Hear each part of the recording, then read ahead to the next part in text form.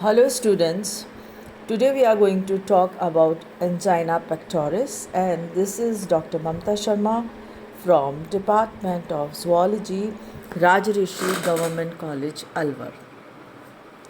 Now let's talk what angina pectoris is. Angina pectoris is a chest pain or a discomfort that occurs when the heart muscles doesn't get enough amount of blood. Angina pectoris is a chest pain resulting from a myocardial ischemia, that is inadequate supply to the myocardium.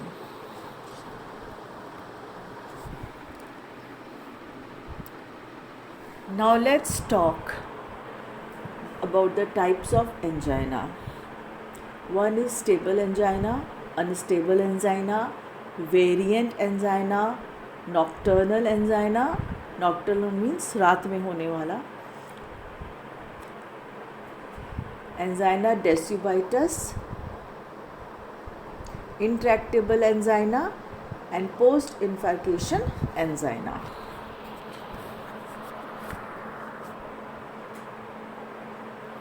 Now let's talk about the etiology. Angina pectoris happens because of the supply demand mismatch. अब वो कौन कौन से factors हैं जो इस supply demand mismatch को create करते हैं. सबसे पहले बात करते हैं factors that decrease the supply. सबसे पहले आता है उसमें कोरोनरी वेसल डिसऑर्डर्स जैसे एथेरोस्क्लेरोसिस, आर्टीरियल स्पैज़म, कोरोनरी आर्टेरिटिस. फिर सर्कुलेटरी डिसऑर्डर्स हो सकते हैं जैसे hypotension, aortic stenosis, aortic insufficiency. Blood disorders हो सकते हैं जैसे एनीमिया, हाइपोजेमिया एंड पॉलीसाइथेमिया. और ऐसे कौन से फैक्टर्स हैं जो डिमांड को इंक्रीज कर सकते हैं, तब भी सप्लाई डिमांड मिसमैच हो जाएगा. तो वो फैक्टर्स जो इंक्रीज़ करते हैं डिमांड को, these are increased cardiac output because of exercise, emotions के अप डाउन की वजह से. और अगर हमने बहुत ज़्यादा खाना खा लिया है तो उसके डाइजेशन के लिए भी हमारी जो डिमांड है वो बढ़ सकती है. फिर होता है increase myocardial need for oxygen. That can be because of damaged myocardium or myocardial hypertrophy.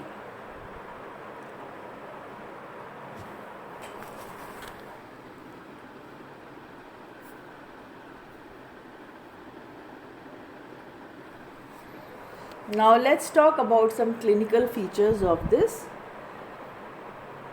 disease.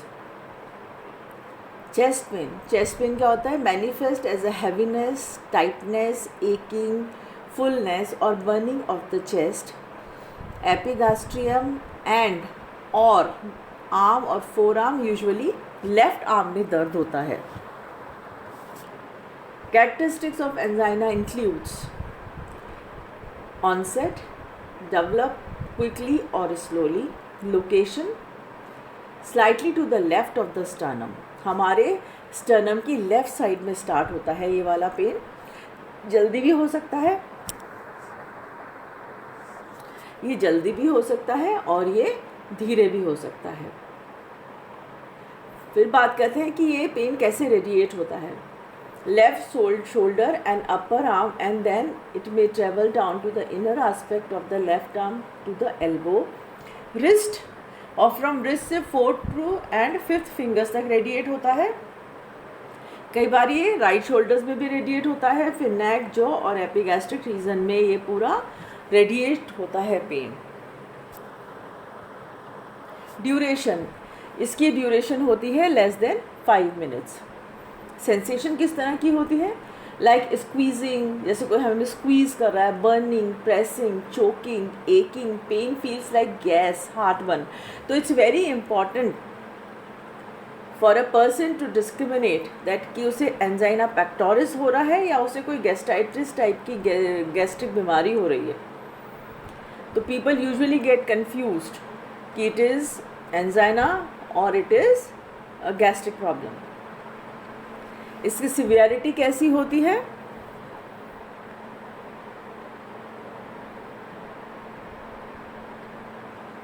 इसकी severity usually mild to moderate होती है और इसका ट्रीटमेंट क्या होता है? The client treated with the pain with nitroglycerin. Angina should subside after nitroglycerin use.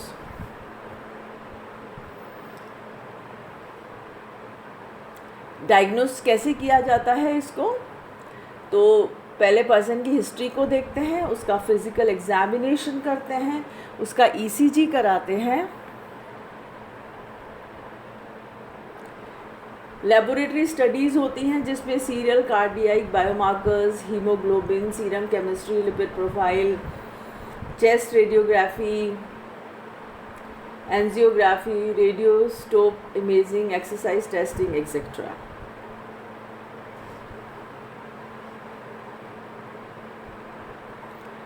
अब इसका मैनेजमेंट कैसे होता है? इसका मैनेजमेंट होता है ABCDE की तरह.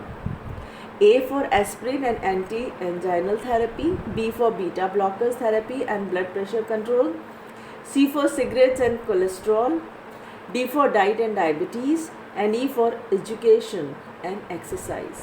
So save your heart by A, B, C, D, E. अब देखते हैं फार्माकोलॉजिकल मैनेजमेंट किस तरह से होता है, कौन कौन सी दवाइयाँ हम इस एंजाइना पेक्टोरिस में यूज़ करते हैं.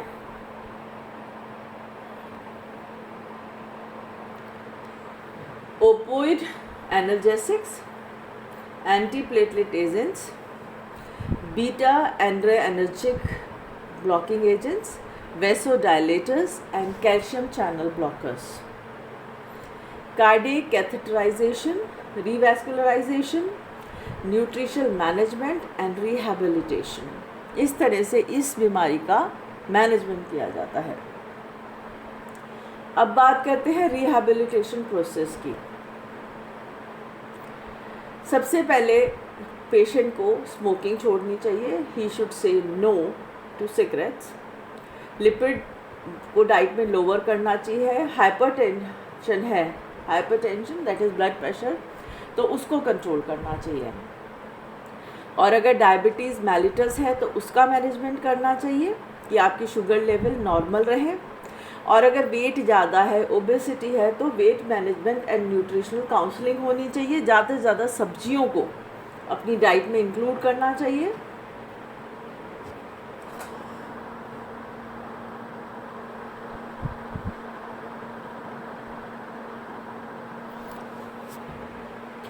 Then psychological management and activity management. Exercise 30 minutes a day either in a row or broken up is beneficial for your health. हर दिन 30 मिनट एक्सरसाइज करें. एक साथ कर लें या तो 30 मिनट, या अपने हिसाब से ब्रेक करके दिन में कर लें. But total time should be 30 minutes, not less than that.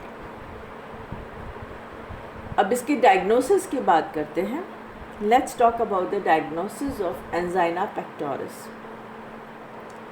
Anxiety related to diagnosis of cardiac disorders as evidenced by restlessness, tachycardia, and frequently asking questions regarding prognosis. Acute chest pain related to decreased blood supply to myocardium as evidenced by the distraction behavior such as restlessness, discomfort, and fatigue.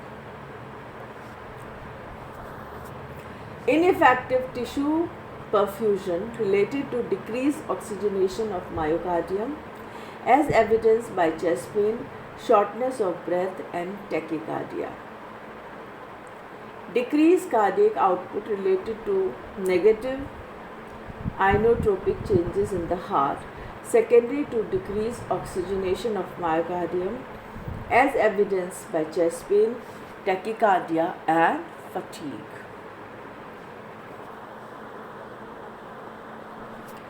Impaired gas exchange related to decreased cardiac output as evidenced by dyspnea, pallor and fatigue. risk for bleeding related to coagulopathies associated with thrombolytic therapy or arterial puncture after angiography. So it's very important that we should take care of our heart by managing exercise 30 minutes a day, lowering lipid content in our diets, managing our lipid profile, managing our diabetic profile, like sugar should be under the normal levels, and we should be cautious whenever such pain happens. We should immediately rush to the hospital, and then only this disease can be managed.